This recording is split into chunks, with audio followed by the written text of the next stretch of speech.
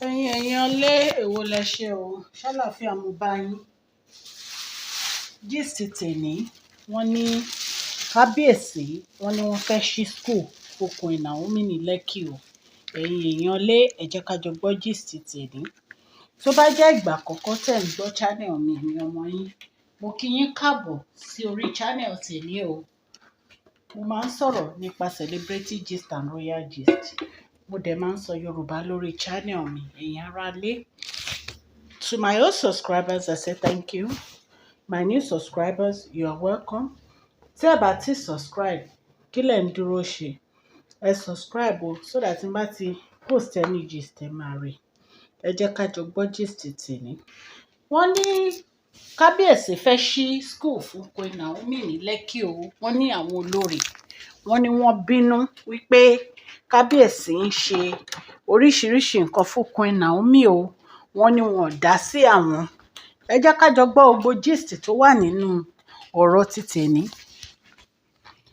Wọ́n ní àwọn olórí ní kò sí nǹkan táwọn bí kábíyèsí pé kábíyèsí ò kí ń fún àwọn. Wípé ṣùgbọ́n tó bá jẹ́ Queen Naomi, kábíyèsí máa ń ṣe fún wọn. Wọ́n ní ṣe ni kábíyèsí ń fọ́ǹdì Queen Naomi back to back o. Wọ́n ní nítorí Tadé ní ká wò wípé kábíyèsí ò ṣe nǹkan kan fún àwọn o.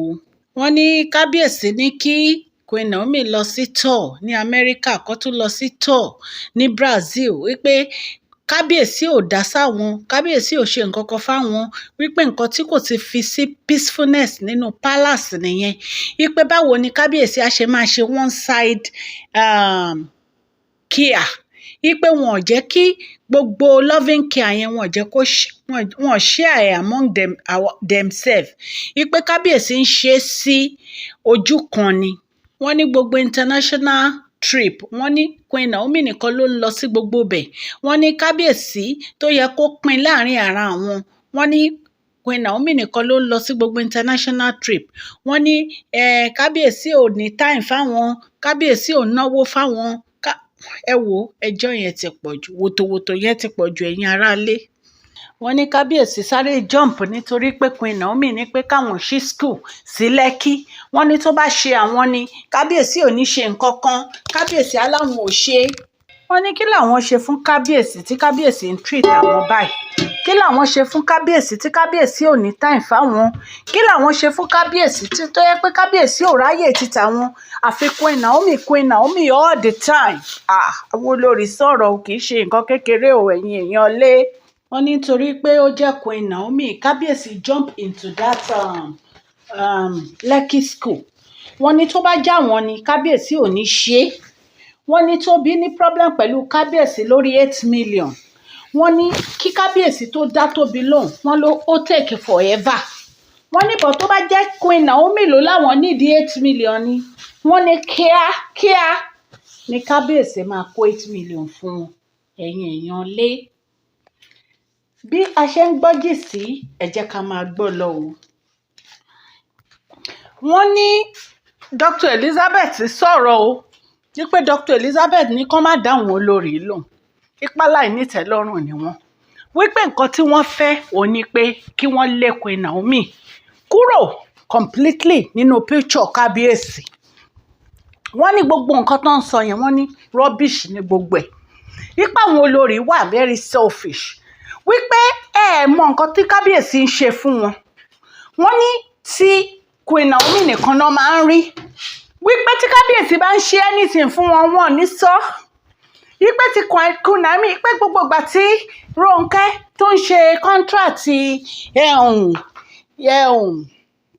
Kampala tó ń gba contract, ẹ ṣáà rántí pé ó lọ gba contract ní Brazil, ó ń gba ogbè. Wọ́n ní wọn ò rí yẹn. Wọ́n ní ìgbà tó open big factory, wọ́n ní wọn ò rí yẹn. Wọ́n ní bí wọ́n ṣe ń náwó nìyẹn tí kábíyèsí náà ń ṣe fún wọn. Wọ́n ní tó bá ti wá di pé kábíyèsí fẹ́ ṣe nǹkan kékeré báyìí fún Queen Naomi, wọ́n ní wọ́n á máa fẹ̀ fún, wọ́n á máa ranjú. Wọ́n ní Dr. Elizabeth ní pé wọn ò ní ìtẹ́lọ́rùn, wípé ìlara ló ń bá wọn jà. Wọ́n ní Dr. Elizabeth ní ìlara ló ń bá àwọn olórí jà. Wípé kò sí nǹkan tí kábíyèsí ṣe fún wọn tó tẹ́ wọn lọ́rùn. Wípé lè máa compete ara yín pẹ̀lú Queen Naomi. Number 1, ó yẹ kẹ́ ẹ mọ̀ pé orí adé ó wà lọ́wọ́ Queen Naomi. Anything tí kábíyèsí bá ṣe fún wọn, wọ́n ṣe fọ́mọ wọn ni. Ipe sọ̀kan gbẹ́nu wọn sọ̀kan kan má sọ nǹkan kan mọ́. Wọ́n ní Dr. Elizabeth náà bínú sọ̀rọ̀ sí wọn. Ẹ̀yin èèyàn lé, ẹ jẹ́ ká gbọ́ gist tán. Wọ́n ní kábíyèsí, wọ́n ní wọ́n ń pinnu láti jẹ́ kí ọmọ wọn ní security ni. Wọ́n ní so kí wọ́n dákẹ́ kó má sọ̀rọ̀ mọ́ pé ẹjọ́ wọn ti pọ̀ jù, pé àtònú wọn ti pọ̀ jù.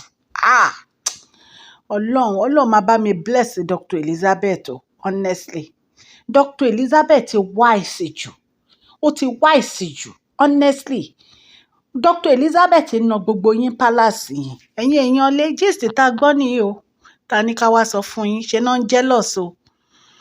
Èmi dẹ̀ mọ̀ pé tí ì rí nǹkan kan, tí ì rí nǹkan kan. Ẹ̀yin èèyàn lé, tá a bá tún gbọ́ gist mi, a tún máa mú wá fún yín. Ọlọ́run Elédùmarè á wà pẹ̀lú gbogbo yín o. Etí tó ń gbọ́ mi ò ní di o.